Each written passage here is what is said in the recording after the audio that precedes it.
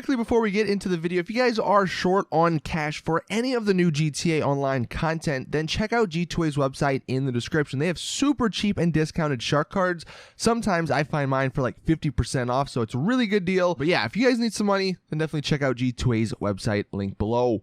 Also, I'm doing a shark card giveaway, so if you want another chance to get some free money, then go enter the shark card giveaway on my Twitter. The link to that is also in the description below.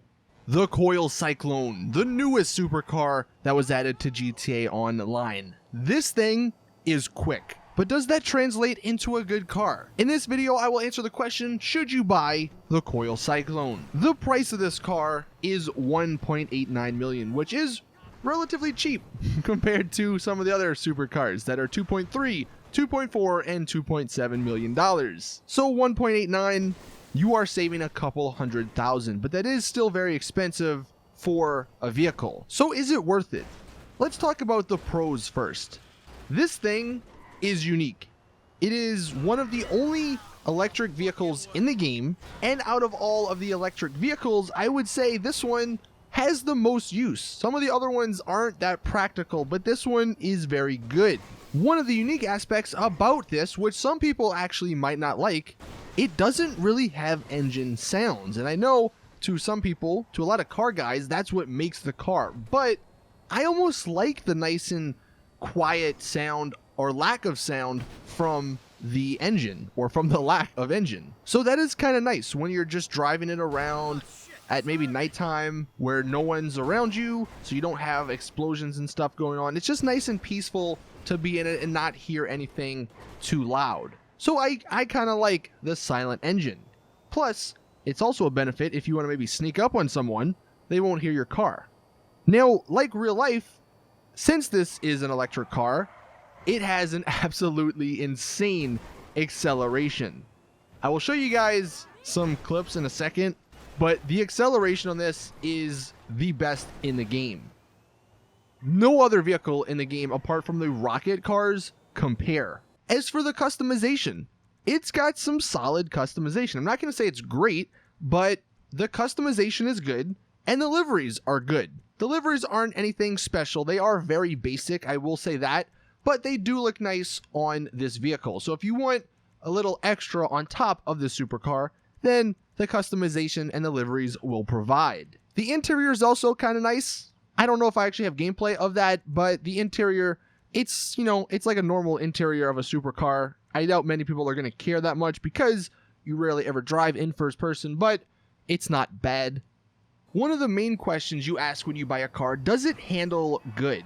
And in free roam, I like the way this car handled. I'm somewhat picky when it comes to vehicles and their handling, but this one I had no problem with. I really enjoyed driving it around free roam. Now, maybe you don't.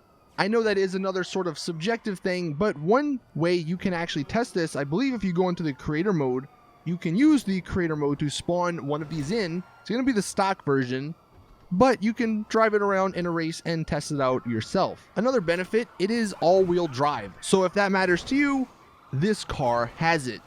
And then one of the final pros, the taillights I think look awesome at nighttime.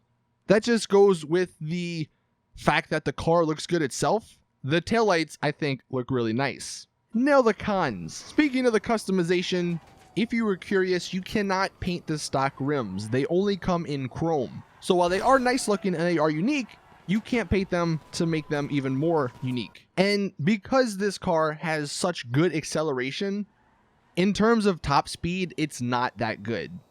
I just did some testing in single player to see how fast some of the other supercars were compared to this one, and I had a speedometer up just to see what each car hit. The Cyclone only hits 112 miles an hour. The 811, this one was the fastest, and this one hit around 126 miles an hour. The XA21, one of the newest supercars, this one hit 116 miles an hour. The Wagner, one of the newest supercars that's actually one of the best supercars, hit 122 miles an hour, and the X80 hit 121 miles an hour. So really the Cyclone is 10 miles an hour slower than most of these other supercars. So that does mean on long distance straightaways, whether it's in racing or in free roam, this car is going to get beat by some of those other vehicles. But in a drag race, I will say, and I'll show you the footage in a second, in a drag race on the airport, this thing destroys anything. And then another con to this vehicle is that the traction, because its acceleration is so good, I guess they had to balance it in a certain way. The traction does take a little hit. It's not horrible, like I said. I think it's fine for free roam use, but it doesn't have the best traction. So if you're used to some of the cars that have really, really good traction, this one you may notice you don't like it as much. So let's talk about that drag race stuff. What I'm going to do is show you guys a few clips of the COIL CYCLONE on the left and then other cars on the right. I think we start off here with the 811, and then we go to the XA21, then the Wagner, and then the X80. And you can see, despite the 811 having one of the best top speeds, because the acceleration is so good on the COIL CYCLONE, the 811 has no chance to catch up. The XA21. This is a supercar with really good acceleration, and even it can't hold up to the COIL CYCLONE. And if you want to sort of get some sort of visual aid, look on the right, you can see the buildings and the airplanes and stuff, and how it compares to the COIL CYCLONE on the left. But even the XA21 doesn't stand a chance. Now the Wagner is interesting. This one, while it doesn't have the greatest acceleration, it does have some pretty good catch-up speed, but like all the other vehicles, it doesn't stand a chance. This is one of the reasons why I absolutely love the COIL CYCLONE. It's just so freaking good from a standstill.